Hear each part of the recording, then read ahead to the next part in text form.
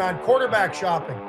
So what I wanted to ask you was, because we talked about the Bears, we've talked about them a lot, about what they've done, and obviously their quarterback is no longer, so we kind of have a pretty good idea of who they want and who they want sitting there alone with the Bears. So my question to you is this. The Vikings have made an interesting move because Kirk Cousins is gone.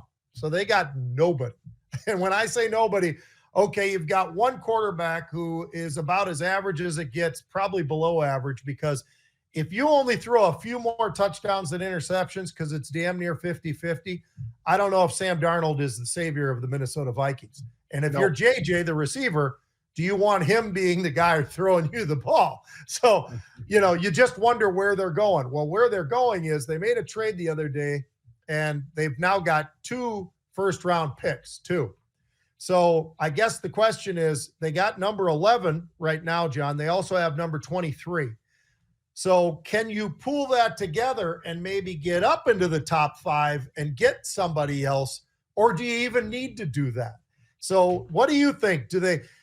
If you're the GM, do you kind of roll the dice a little bit and figure, I got 2, maybe I can get up a little higher, but are you going to get JJ McCarthy? Is that what they're going for? I don't know. They might be, but is he a system quarterback or is he a great quarterback? I don't have that answer, but the GM better have that answer, John, because when you look around and you see a guy who had a great running game, great offensive line, great wide receivers, it kind of makes you wonder because you just don't know. I like JJ McCarthy, but do you got to go all the way up to maybe pick 5 or 6 to get him from 11? I was going to say, yeah, you got to be in the top 5.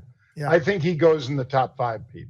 Your friend Alt will also be in there. And that's that offensive tackle from Notre Dame, folks, that is just a beast. His dad's in the Hall of Fame.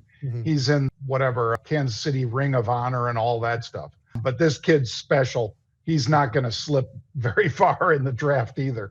So you've got May, you've got Caleb, you've got Daniels, Pete, and you've got JJ McCarthy. And I think Alt is in that mix somewhere, obviously not a quarterback, but some team is going to say, look, this is a generational player at tackle. And I think there are plenty of teams that need that right now. So I think he's probably top 5, top 7 pick, Pete. And so if the Vikings were able to pool those 2 picks and move up, they'd still get somebody, but it would be more like McCarthy, unless you get into the top 3, because it's pretty clear now that the Bears are going to be going after Caleb. Yeah. And then May is going to be going to whoever else is up there looking for a quarterback, probably Washington, after they moved their guy, because they just moved him. It's amazing how little they get for these guys, Pete. Yeah. The trades of players that haven't really performed at the level that they were picked at, what that would imply is that, okay, let somebody else make him their project rather than us. I did a little looking, John, and this will sound kind of crazy to you that you've made the kind of trade that they did, but all they gave up, John, was 2 second-rounders and another late-round pick. I mean, it's amazing to be able to get into the first round at the 23rd pick. So I was thinking this. If you want to roll the dice, you either get JJ at 11 or you miss out on JJ, but down at 23 because nobody else is going to go there, but I would, Bo Nix. Why not? You could get a generational type receiver at 11. You could still get Bo Nix at 23 because, a lot of people are skeptical. I went back and looked, John. The guy threw 3 interceptions all year, so that's incredible. His release is less than 2 seconds. He releases the football. And for whatever reason, people have kind of soured on him. They say this and that and whatever. All I can tell you is in games, his worst games, he threw 1 interception. He threw 1 interception in 2 games against the University of Washington, who was, one of the best teams in the entire country. And why was that? Because they beat Oregon twice, and he couldn't get past them. So I get it. But I'm not so sure you put all that on Bo Nix. And the way that guy throws the football and with his size and what he's able to do, that guy could be a special quarterback in the NFL, John. And I think these guys are all kind of looking past him, and they're looking past Penix, and they're just saying these guys are later on type guys. Now, Penix had injuries.